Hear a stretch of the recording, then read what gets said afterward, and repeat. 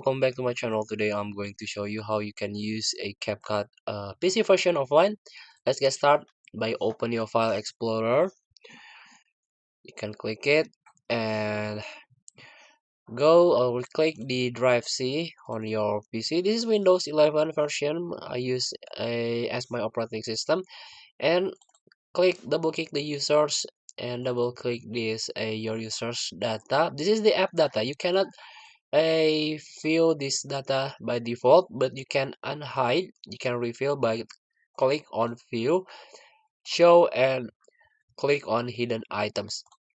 So this app data will refill, and click it and double click on local and try to search a CapCut folder. Click again and click user data. In this user data, all you have to do is Control A, select all, show more option, and add to archive.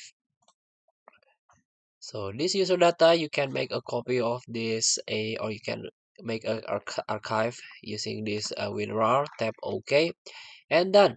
After you make a user data or RAR, you can open this CapCut and cut your connection. Try to use this CapCut offline.